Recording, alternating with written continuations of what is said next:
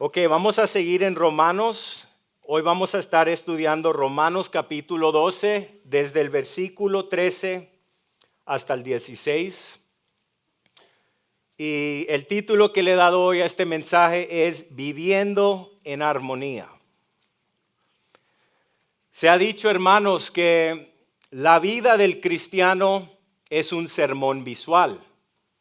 Ya sea que uno esté caminando fuerte en el espíritu o fallando en la carne, cada uno de nosotros estamos proporcionando un ejemplo que va a ser copiado por la gente que está bajo nuestro liderazgo. Vamos a leer el texto y después empezamos en el versículo 13. Romanos 12, versículo 13 hasta el 16. Y acuérdense que aquí en el contexto estamos hablando sobre las características de la vida de un cristiano.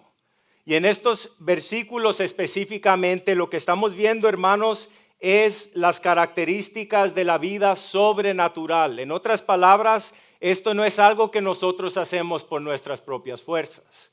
Esto es el Espíritu de Dios obrando a través de nosotros para que Cristo pueda ser revelado. Versículo 13 dice sobre nosotros, compartiendo para las necesidades de los santos, practicando la hospitalidad. Bendecid a los que los persiguen, bendecid y no maldigas. Gozaos con lo que se gozan, lloren con los que lloran. Unánimes entre vosotros, no altivos, sino asociándose con los humildes, y no sean sabios en vuestra propia opinión.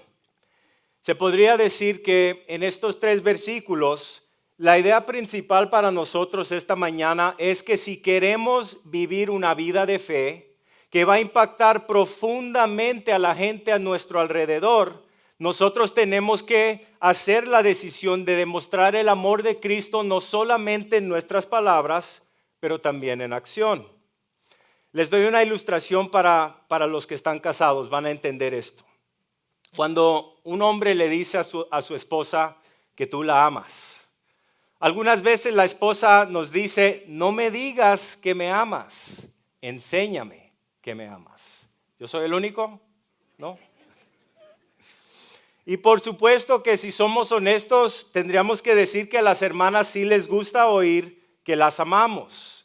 Pero esas palabras realmente impactan a nuestras esposas cuando esa declaración de nuestro amor se manifiesta en nuestras acciones. Amén. Y hermanos, podríamos decir que es igual para las personas que nos rodean. La gente que tenemos a nuestro alrededor no solamente necesitan oír que Cristo los ama. Ellos necesitan sentir el efecto de este mensaje que nosotros estamos predicando. Y si nosotros como cristianos queremos que la gente conozca a Jesús, debemos mostrarles quién es Jesús. Debemos seguir el ejemplo de la vida de Jesús. Ahora, esto es algo que obviamente todos entendemos aquí. Todo lo que nosotros aprendemos de la Biblia debe ser primero entendido con nuestro intelecto.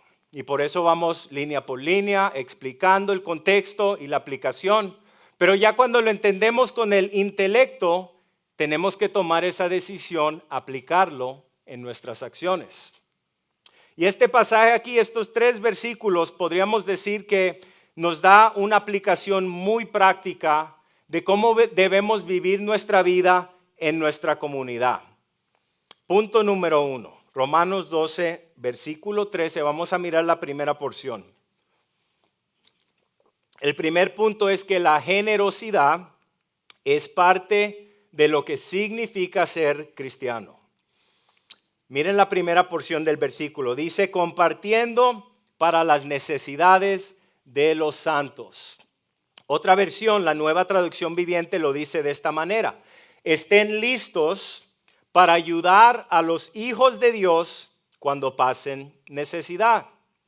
Ahora, podríamos decir que la exhortación en la Biblia es que todos nosotros como cristianos debemos estar dispuestos siempre a ayudarle a toda la gente. Pero aquí lo que vemos, hermanos, en el contexto de este pasaje, la exhortación es que también tenemos que estar listos a ayudarle a los hijos de Dios cuando ellos están pasando necesidad. Piénsenlo por un momento, el nombre de este ministerio es el Ministerio de Fuente de Vida. Y si por un momento se imaginan en su mente lo que es una fuente, un jardín o un manantial, ¿qué es? Es un agua que fluye y que surge por dentro y que fluye hacia afuera. Y la Biblia nos dice en varios pasajes que la vida de la persona que da libremente de sí mismo por los demás es como un jardín regado y como un manantial de aguas cuyas aguas no fallan. Isaías 58. Entonces, hermanos, quiero que nos preguntemos esta pregunta esta mañana, en lo que empezamos este estudio.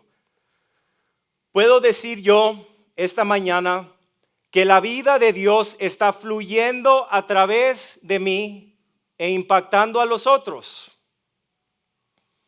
Y si no puedo decir que sí esta mañana, ¿por qué no? Podríamos decir también, hermanos, que el anhelo de todo cristiano es ser un instrumento en la mano de Dios. Y nosotros como cristianos no queremos ser solamente un portavoz de Dios, queremos ser una demostración palpable de nuestro Dios. Pues quizás tú estás aquí esta mañana y tú dices, pues ¿cómo? Yo quiero esto en mi vida.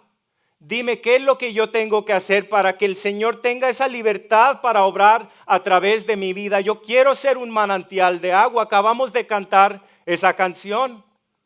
Y vemos una y otra vez en la Biblia esa ilustración. Jesús nos dice en el Evangelio de Juan que si creemos que va a surgir por nuestro interior una fuente de agua viva. Pero podríamos todos afirmar que hay tiempos en nuestra vida espiritual donde no sentimos que está surgiendo esa fuente de agua viva. Entonces esto es algo muy práctico, hermanos, que nos aplica a todos, incluyéndome a mí.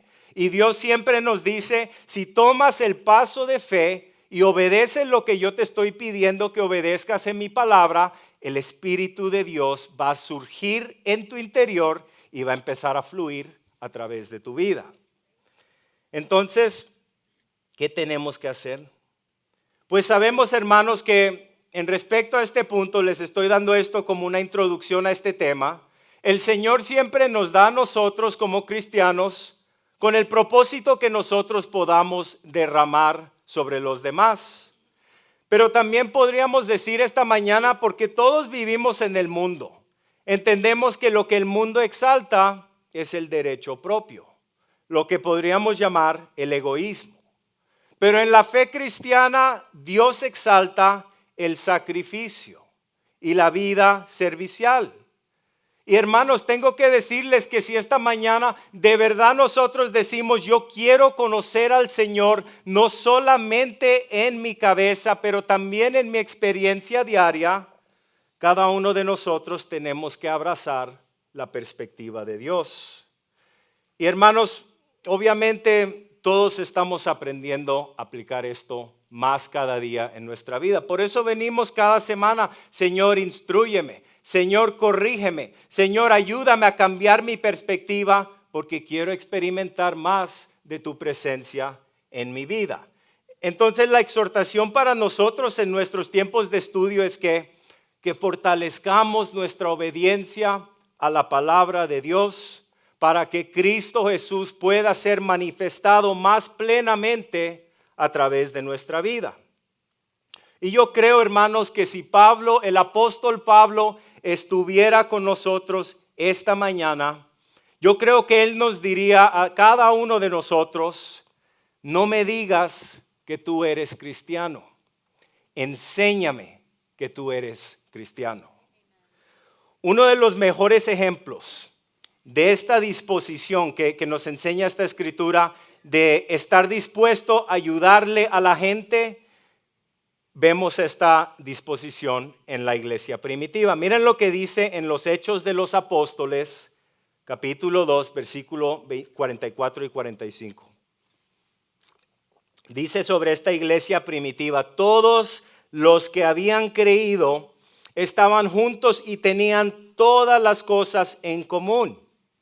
Dice que ellos vendían todas sus propiedades y sus bienes y los compartían con todos según la necesidad de cada uno. Pues entendemos, hermanos, que en esos tiempos el cristianismo en esa área, este grupo de gente estaban bajo una gran persecución. Y lo que vimos en esa iglesia primitiva es que había una hermandad, había un apoyo mutuo, había una manifestación de Dios entre el pueblo de Dios que de verdad era algo muy especial. Y lo que vemos en este versículo es que ellos vivían todos en comunidad, que a nadie le faltaba nada porque cada uno de ellos daba de lo que tenía para ayudarle al resto del grupo. Ahora miren la exhortación de Juan a la iglesia, primero de Juan capítulo 3, versículos 17 y 18. Y esto es para nosotros aquí. Nos dice que si alguien tiene suficiente dinero para vivir bien y ve a un hermano en necesidad, pero no le muestra compasión, ¿cómo puede estar el amor de Dios en esa persona? Dice, queridos hijos, que nuestro amor no quede solo en palabras, mostremos la verdad por medio de nuestras acciones. Y tendríamos que decir esta mañana, hermanos, que la verdadera prueba del amor cristiano no es la expresión verbal. La verdadera prueba de nuestro amor es esa disposición que tenemos a ayudar y amar a la gente con acciones y en verdad. Y otra vez en este mundo, porque todos vivimos en este mundo. En este mundo lo que nos enseña la cultura es que yo soy el dueño. Esto me pertenece a mí. Yo trabajé duro para ganarme todas estas cosas. Pero a los ojos del Señor tú no posees absolutamente nada. Nada te pertenece a ti, porque todo le pertenece a Él. Y la Escritura nos dice a nosotros que nosotros como cristianos simplemente somos mayordomos de sus recursos. Y podríamos decir que como un punto de aplicación aquí, igual que en los días de la iglesia primitiva, lo que hace el Señor es que Dios a menudo provee para los hijos que se encuentran en necesidad a través de la generosidad de sus otros hijos. Algunas veces, no sé ustedes, seguro que han oído esto, pero nosotros como cristianos decimos que Dios se mueva de la manera en que Dios se movía en los días de los hechos de los apóstoles. Queremos ver a Dios con esa unción y ese poder. Hermanos, si queremos que Dios se mueva en poder como Dios lo hizo en la iglesia primitiva, pues tenemos que seguir el ejemplo de la iglesia primitiva. Tenemos que ser un manantial de agua. Tenemos que ser útiles en las manos de Dios en las cosas prácticas de la vida. Se podría decir sobre la generosidad que la generosidad marca la vida de un cristiano que está caminando con Dios. Y digo una cosa más sobre este tema. A veces nosotros podemos pensar, si yo tuviera más dinero, la mayoría de mis problemas se desaparecerían. Pero eso no es verdad. Eso no es verdad porque mientras más dinero nos llega, vamos a tener nuevos problemas, vamos a tener nuevas luchas, vamos a tener nuevas tentaciones. Y la realidad es que con mucho o con poco dinero, hasta que lleguemos a la eternidad, hermanos, vamos a tener problemas en nuestra vida. Pero podríamos decir esto con certeza esta mañana sobre la generosidad. Cuando un cristiano toma la decisión de compartir libremente lo que él tiene en su vida, los recursos, los dones, su tiempo, Dios siempre te sigue dando. Amén. Y también, hermano, no tienes que ser rico, no tienes que ser una persona rica para ser generosa, porque la generosidad se expresa en muchas diversas maneras. Pero sí diría esto, que si esta mañana Dios te ha dado a ti las riquezas de este mundo, no pongas tu confianza ni tu esperanza en ellas. La exhortación bíblica es acumula riquezas en el cielo. Miren lo que dice en 1 Timoteo 6:18. Estos a los ricos de este mundo no es un pecado ser rico. Dice el apóstol aquí, diles que usen su dinero para hacer el bien. Deberían ser ricos en buenas acciones, generosos con los que pasan necesidad y estar siempre dispuestos a compartir con otros. Hermanos, todos nosotros, si eres rico y tienes mucho o no tienes mucho, todos nosotros debemos ser un canal a través de quien Dios derrama sus bendiciones inmerecidas sobre la gente a nuestro alrededor. Si se acuerdan, hermanos, en la parábola del buen samaritano, sin ir ahí, acuérdense que la enseñanza y parte de la enseñanza es que Jesús nos enseñaba que claramente debemos ayudarle a toda persona. No importa tu raza, no importa tu religión, si vemos a alguien en necesidad y tenemos la oportunidad, debemos ayudar. Pero las Escrituras nos dan aún una responsabilidad aún mayor de servir a nuestros hermanos cristianos. Miren lo que dice en Gálatas capítulo 6, versículo 10. La exhortación a nosotros. Así que entonces hagamos bien a todos según tengamos oportunidad, y especialmente a los de la familia de la fe. Para ilustrar esto, hermanos, podríamos decir que, por ejemplo, una de las maneras en que yo les sirvo a ustedes es con la enseñanza de la palabra de Dios. Y podríamos decir también que ustedes se sirven unos a otros, no solamente en lo espiritual, pero también en lo práctico.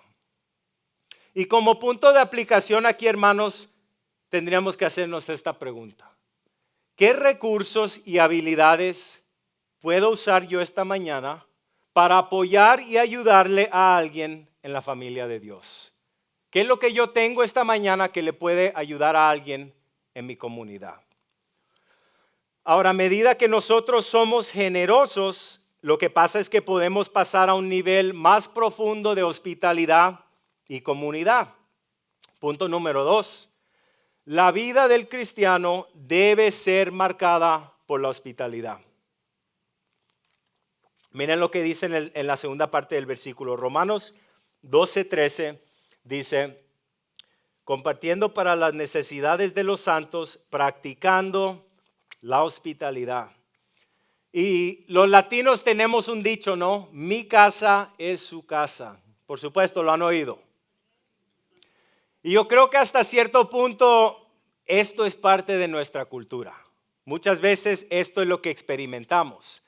Pero todos podríamos afirmar que hemos estado en ciertos hogares de hermanos donde uno dice, wow, de verdad que en este hogar ellos me hicieron sentir tan bienvenido y tan cómodo como si fuera mi propio hogar. ¿Sí o no? ¿Quién ha experimentado eso? Todos. Ese tipo de hospitalidad es una expresión palpable del amor de Dios. Ese tipo de hospitalidad de verdad que impacta a una persona de gran manera. Ahora, en el idioma original, esta frase, cuando dice practicando la hospitalidad, significa literalmente perseguir el amor de extraños. Perseguir el amor de extraños. En el contexto de este tiempo, acuérdense que en el Nuevo Testamento muchas veces lo que nosotros consideraríamos un motel eran muy peligrosos. Y era muy común en esos tiempos que las familias cristianas abrieran su hogar cuando habían creyentes que estaban pasando a través de sus pueblos. Ahora, como punto de aplicación para nosotros, esto significa que todos nosotros debemos abrir nuestro hogar al pueblo de Dios. Y por supuesto que en nuestro contexto, en nuestro tiempo, usualmente no va a ser para dormir, pero debemos abrir nuestro hogar para apoyar a la gente, para poder convivir con la gente, para poder compartir con la gente. Les doy 2 ejemplos prácticos de esto. La noche de oración. La noche de oración es un tiempo donde nosotros nos reunimos una vez cada mes, donde un hermano o una hermana abre su hogar, invita a personas de la iglesia que son hermanos, pero que muchas veces ellos no conocen de una manera personal. Entonces eso es un paso de fe. Es una expresión de confianza y es una expresión del amor de Dios.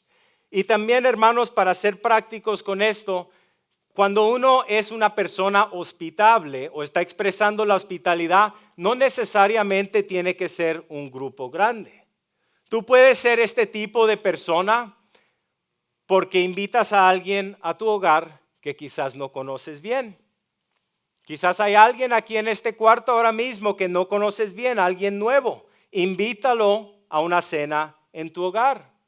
Y tomas este paso de fe y ¿qué pasa? De repente empiezas a edificar amistades. ¿Y de qué vamos a hablar si no los conozco? ¿De qué vamos a hablar? Pues somos cristianos, vamos a hablar sobre la palabra de Dios. Vamos a hablar sobre la fe mutua que tenemos en Dios. Vamos a hablar sobre las batallas de la vida. Vamos a animarnos unos a otros. Hermanos, de verdad, ustedes entienden esto, los que hacen esto y lo practican. Hay algo especial.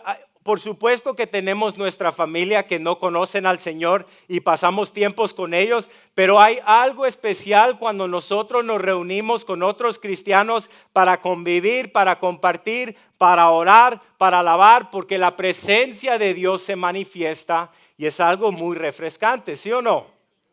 Amén. Podríamos decir sobre este tema de la hospitalidad que algunas veces en la iglesia hay hermanos que vienen y se van todos los domingos. Yo era uno de estos.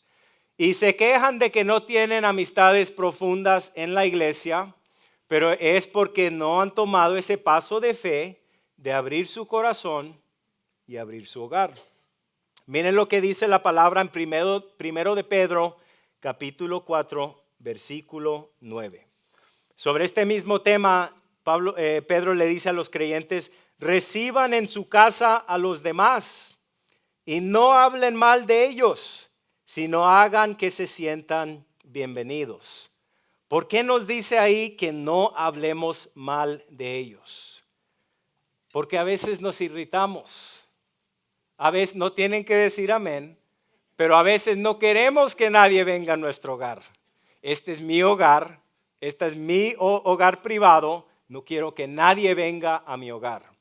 O porque vemos la hospitalidad como un deber y no como un privilegio.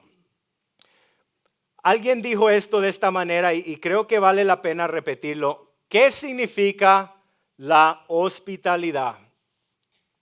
Significa ser un hospital para las personas heridas y solitarias que se cruzan en tu camino. Cuando entretenemos a la gente, lo que estamos diciendo es: quiero impresionarte con mi casa, mi decoración y mi cocina. Yo sé, eso nos da a todos, ¿no?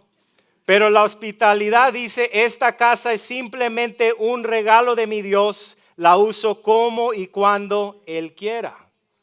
El entretenimiento dice: yo debo impresionar. La hospitalidad tiene como objetivo servir. El entretenimiento pone las cosas antes que las personas, diciendo: tan pronto como limpie la casa, comenzaré a invitar a la gente. Pero la hospitalidad pone a las personas en primer lugar, diciendo: no tienes muebles, no hay problema, haremos un picnic en el suelo. El entretenimiento declara sutilmente: esta casa es mía. Es una expresión de mi personalidad y de mi chispa. Pero la hospitalidad susurra: lo mío es tuyo. Disfrútalo en cualquier momento. Hermanos, podríamos decir que la hospitalidad es cristianismo práctico. Les doy aplicación aquí sobre este tema de hospitalidad. Hay 3 cosas que podemos ver prácticamente esta mañana para todos nosotros. ¿Cómo puedo aplicar esto en mi vida? Toma un paso de fe esta semana. Abre tu hogar y tu corazón. Invita a alguien que no conoces del ministerio a tu hogar y a tu vida personal. Número 2, busca oportunidades para hacerte amigo aquí de alguien nuevo y diferente. Número 3, usa la hospitalidad como una forma de demostrar el amor de Cristo. Ahora, a medida que nosotros abrimos nuestros corazones y nuestros hogares en la hospitalidad y somos generosos, Lo que pasa es que también podemos aprender a bendecir a aquellos que nos persiguen. Punto número 3. ¿Cómo mantener la armonía? Versículo 14, miren lo que dice. Dice, bendecid a los que los persiguen, bendecid y no maldigas. Jesús nos enseña una y otra vez en el Nuevo Testamento que el cristiano obediente no solo debe resistir esa tentación a odiar a la gente y a tomar venganza, sino que encima de eso también debemos bendecir a los que nos hacen daño. Y vamos a ser honestos esta mañana, de verdad que esto es una exhortación muy difícil. ¿Por qué? ¿Por qué es tan difícil? Porque esta exhortación va contra todo lo que nosotros somos en lo natural. Y yo creo que si somos honestos, esta mañana muchos, si eres honesto, afirmaríamos que cuando alguien nos ofende, lo que nosotros queremos aplicar es la ley. Usualmente no queremos la ley, pero aquí decimos ojo por ojo y diente por diente. Pero miren lo que dice Jesús aquí sobre este tema. San Mateo capítulo 5, versículo 43 hasta el 46. Ustedes han oído que se dijo, amarás a tu prójimo y odiarás a tu enemigo. La ley. Pero yo les digo, amen a sus enemigos y oren porque los persiguen, para que ustedes sean hijos de su Padre que está en los cielos. Porque Él hace salir su sol sobre malos y buenos y llover sobre justos e injustos. Miren lo que dice. Porque si ustedes aman a los que los aman, ¿qué recompensa tienen? Otra vez, miren, 1 Pedro capítulo 3, versículo 9. Nos dice, no paguen mal por mal. No respondan con insultos cuando la gente los insulte. Por el contrario, contesten con una bendición. A esto los ha llamado Dios y Él los bendecirá por hacerlo. Hermanos, todos hemos vivido suficiente tiempo para saber que la ofensa nos llega a todos. Nos llega a todos. En el hogar, en la iglesia, en el trabajo, en la familia. Siempre hay cosas que llegan, nos causan daño y nos ofenden. Quiero que piensen en esto en un momento como punto de aplicación. Quiero que pensemos un momento en su cabeza en una persona que les ha hecho daño. Y quiero que piensen también en una persona que los irrita. Pero no se atrevan a mirar a la persona, ¿ok?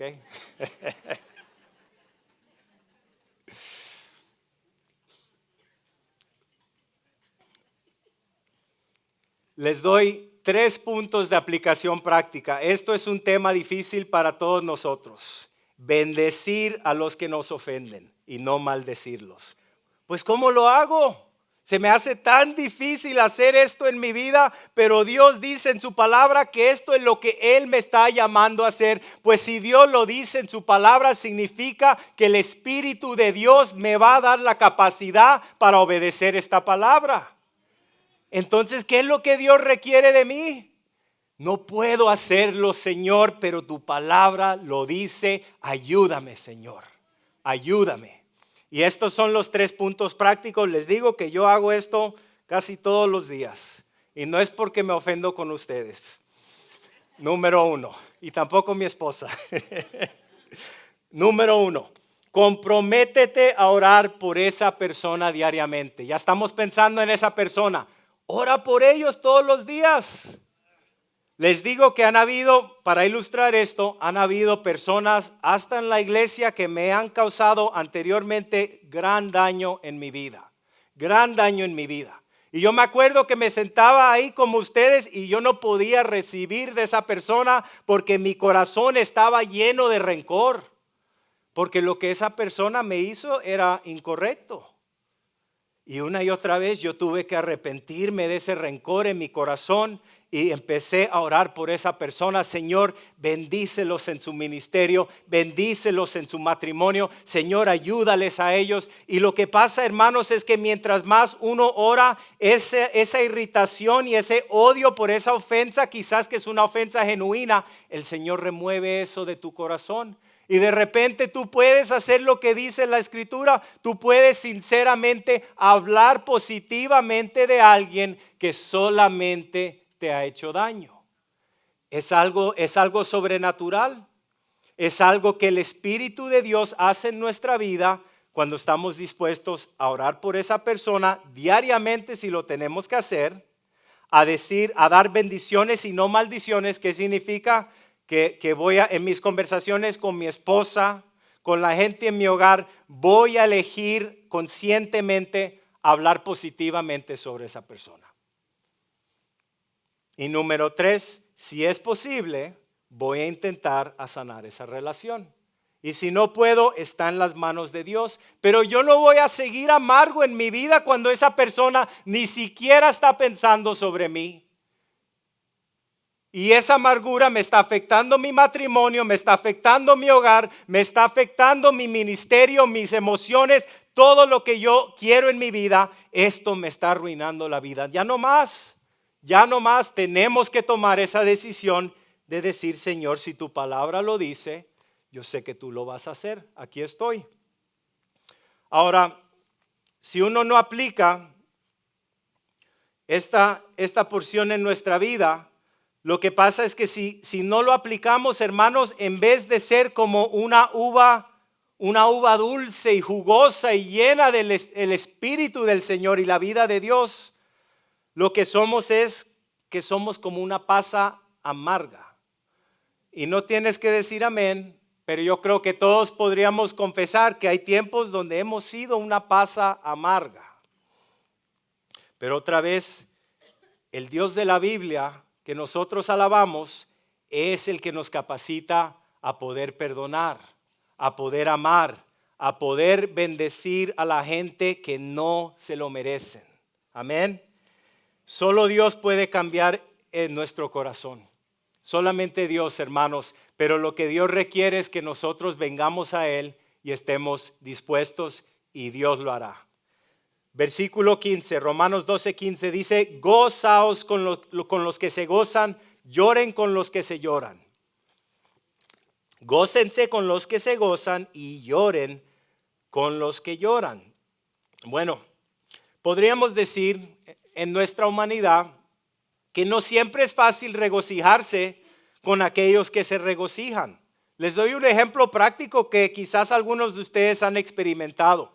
Podríamos decir en el trabajo, ¿por qué? ¿Cómo es que a este le dieron la promoción si yo soy el que me lo merezco? ¿O por qué Dios lo ha bendecido a él de esta manera si yo he sido más obediente? Y lo que pasa es que empezamos a sonar como el hermano mayor en el relato del hijo pródigo. ¿Se acuerdan?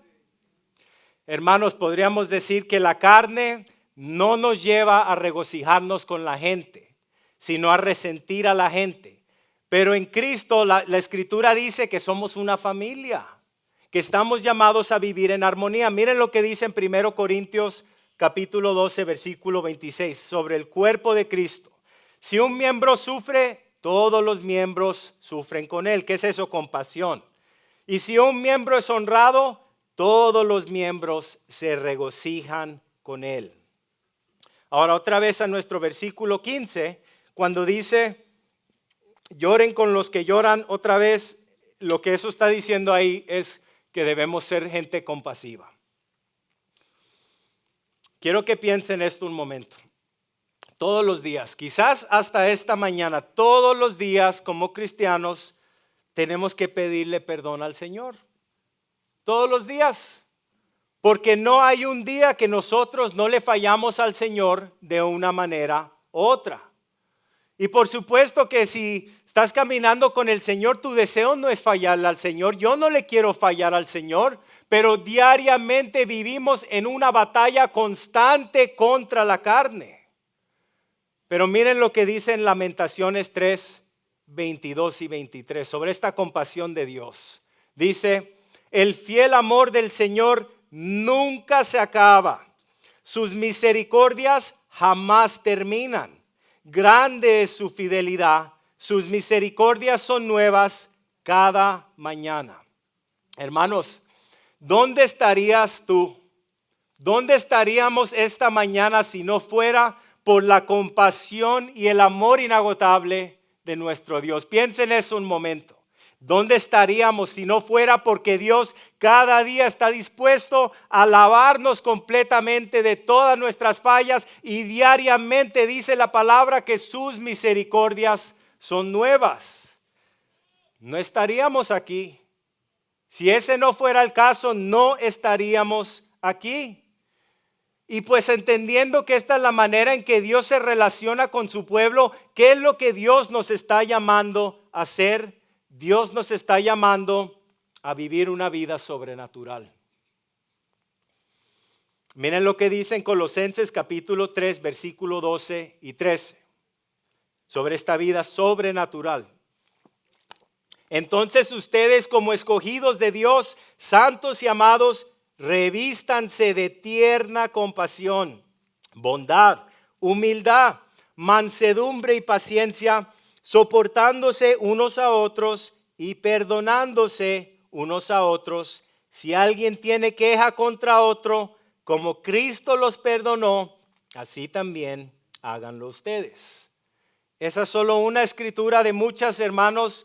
El plan de Dios para el pueblo de Dios es armonía, es acuerdo, es hermandad. Vamos a acabar con el último versículo. Romanos 12, versículo 16 nos dice, unánimes entre vosotros, no altivos, sino asociándoos con los humildes, que no seas sabios en vuestra propia opinión. Me gusta como lo dice la Nueva Traducción Viviente, muy fácil comprender. Miren lo que dice en el versículo 16, vivan en armonía unos con otros, que no sean tan orgullosos como para no disfrutar de la compañía de la gente común, y no piensen que lo saben todo. Ahora, cuando dice aquí, y no piensen, empecemos con esa porción, no piensen que lo saben todo. Quizás alguien pregunte, pues, ¿cómo sé yo esta mañana si estoy caminando humildemente y estoy considerando a los hermanos? Porque a nadie le gusta un sábelo todo. Cuando nosotros como cristianos pensamos bien de otras personas, la manera en que eso se refleja es que nos interesa lo que ellos tienen que decir. Y cuando nosotros los consideramos más importantes que nosotros mismos, lo que pasa es que los escuchamos en lugar de interrumpirlos con nuestras propias opiniones. Ahora, cuando dice en el versículo 16 que vivan en armonía unos con otros y que no sean tan orgullosos como para no disfrutar de la compañía de la gente común, hermanos, esto lo que está diciendo aquí es que no seamos parciales, que no mostremos favoritismo. Se podría decir que en la vida del creyente es el orgullo que lo separa de Dios. Eso es lo que separa a una persona de Dios y también a esa persona del pueblo de Dios. Quiero usar la escritura en Santiago para poder expresar e ilustrar este punto. Una de las ilustraciones más claras sobre este tema de favoritismo la vemos en Santiago capítulo 2. Miren lo que dice aquí. Dice, hermanos míos, no tengan su fe en nuestro glorioso Señor Jesucristo con una actitud de favoritismo. Porque si en su congregación entra un hombre con anillo de oro y vestido de ropa lujosa, y también entra un pobre con ropa sucia, y le dan atención especial al que lleva la ropa lujosa y le dicen, siéntese aquí en un buen lugar. Pero al pobre le dicen, tú estate ahí de pie o siéntate junto a mi estrado. ¿Acaso no han hecho distinciones entre ustedes mismos y han venido a ser jueces con malos pensamientos? Versículo 5. Hermanos míos amados, escuchen. ¿No escogió Dios a los pobres de este mundo para ser ricos en fe y herederos del reino que Él prometió a los que lo aman? Pero ustedes han despreciado al pobre. Para ilustrar esto aquí de una manera muy práctica, imagínense que alguien aquí entre de alta clase el próximo domingo y le desplegamos la alfombra roja y le decimos: ¿qué necesitas? Necesitas agua. Tenemos el mejor asiento para usted aquí adelante. Pero ¿qué pasa si entra alguien que quizás ha estado tomando? Alguien que ha estado usando drogas esta mañana. Alguien que entra sucio porque no se ha bañado. Y le decimos: mira, ven acá, te vamos a poner ahí en la esquina donde nadie te pueda ver. Ahora, por supuesto que tenemos, gracias a Dios, a nuestros hermanos edecanes que están aquí para protegernos y mantener la paz, si es necesario. Pero acordémonos que la iglesia es un hospital para los pecadores y no un museo para los santos. Hermanos, para ilustrar esto en cierre, yo me acuerdo en mi propia adicción. Cuando yo iba a la iglesia, antes de casarme con mi esposa, iba a la iglesia y yo estaba bien tomado y bien drogado. Y hay tiempos donde yo me quedaba hasta dormido en la iglesia. Yo no quería estar ahí todos los tiempos. Pero quiero decirles que parte de lo que impactó mi vida de gran manera fue la manera en que esos cristianos me recibían. Porque ellos, créame que yo no me miraba muy bien en esos días de mi adicción. Pero ellos me saludaban. Ellos me recibían. Ellos me abrazaban. Ellos me animaban y me decían: sigue viniendo la semana que viene. Ellos testificaban conmigo y me compartían cómo el Dios de la Biblia los había salvado a ellos y había quebrantado esas cadenas de adicción. Y yo me sentaba atrás y yo lloraba. Y lloraba y decía: Dios, si tú eres verdadero y tú me puedes salvar, yo quiero lo que esta gente tiene. Yo quiero ese amor y esa libertad que ellos me están enseñando, porque el mundo no me puede ofrecer eso. Ustedes no saben el impacto que cada uno de ustedes puede tener en la vida de la gente, de las personas que están entrando en estas puertas por primera vez. Ustedes no se dan cuenta del impacto que ustedes tienen cuando expresan el amor de Dios de una manera palpable. Pero hay algunas iglesias que sí hacen distinciones. Hay algunas iglesias donde tienes que ser rico o educado para asistir, y si no lo eres, no te van a aceptar. O no puedes entrar sucio, borracho y drogado a esa iglesia. Y el problema es que cuando la iglesia comienza a discriminar de esta manera, es porque esa iglesia se le ha olvidado el propósito de la iglesia. Se le ha olvidado que esto no es un club social. Se le ha olvidado que esto es un lugar donde nosotros venimos a encontrar sanación y propósito para nuestra vida.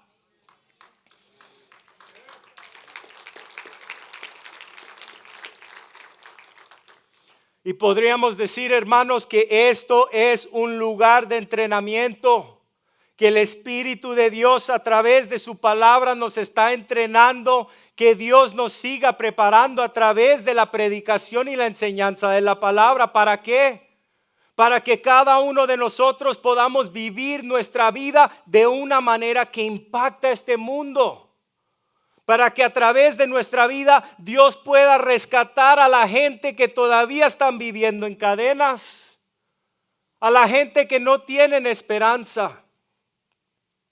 Y hermanos, si alguien entra aquí que obviamente está perdido en sus pecados, ¿qué vamos a hacer? Vamos a hablarles sobre Cristo.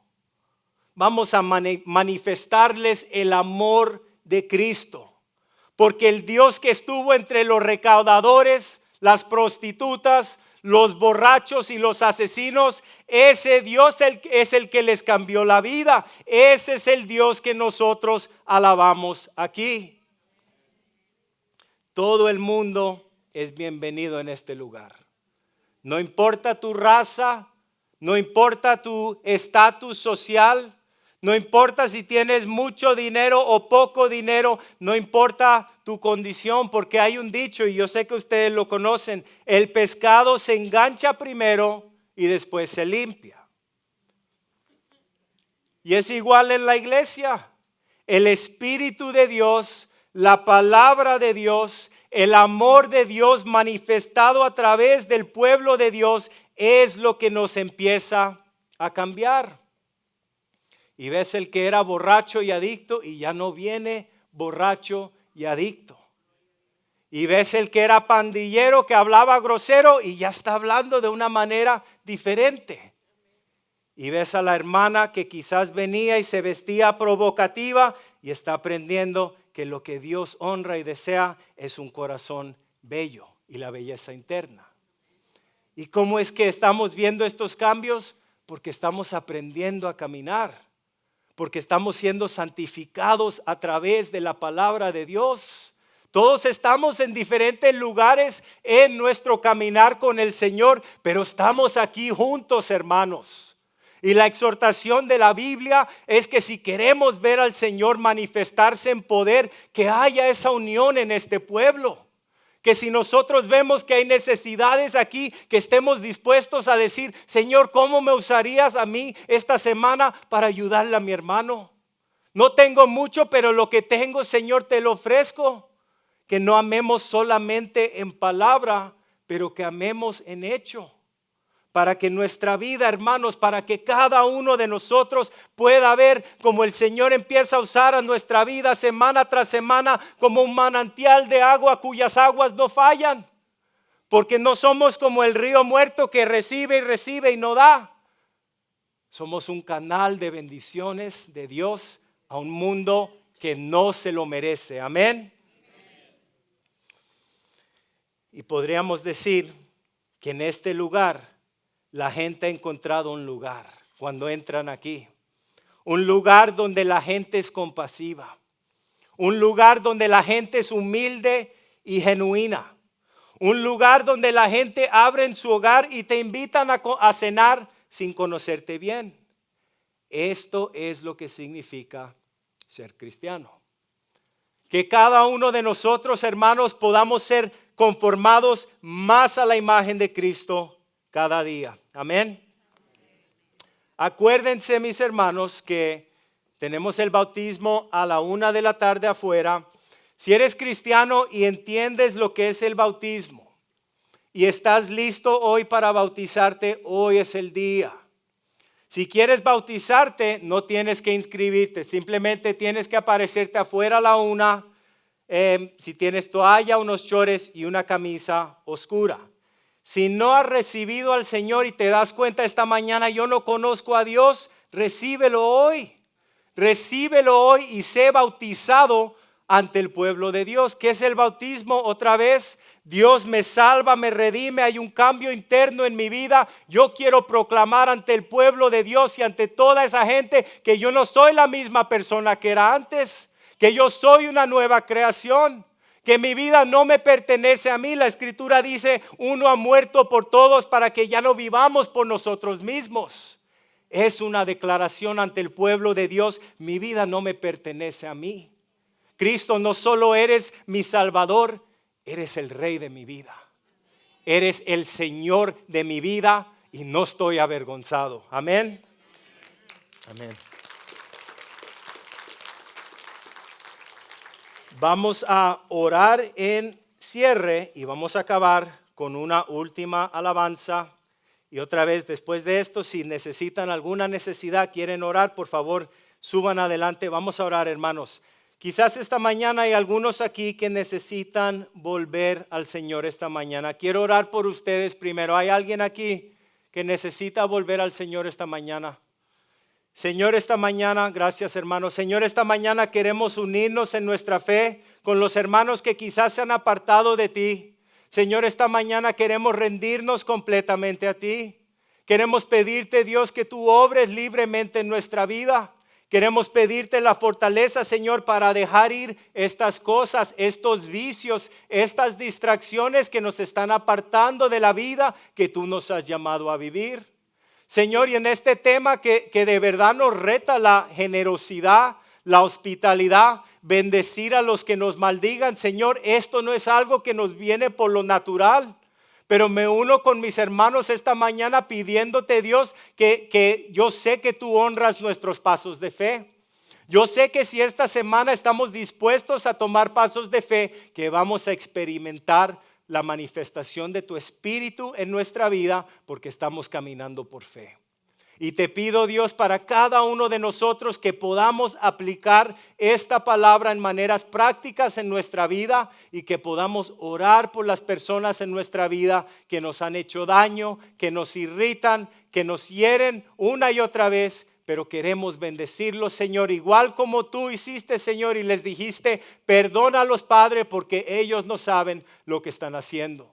Te pido, Dios, que nos llenes con tu Espíritu Santo esta semana. Te pido, Dios, que nos uses para tu honra y tu gloria. Y te pido, mi Dios, que bendigas a cada persona que se va a bautizar hoy, Señor. Que sea un tiempo especial, no solamente para ellos, pero para nosotros en lo que lo compartimos con ellos. Señor, te amamos y te adoramos y te alabamos y te exaltamos, Señor, en el nombre de Jesús. Amén. Amén, mis hermanos. Los quiero, que Dios los bendiga.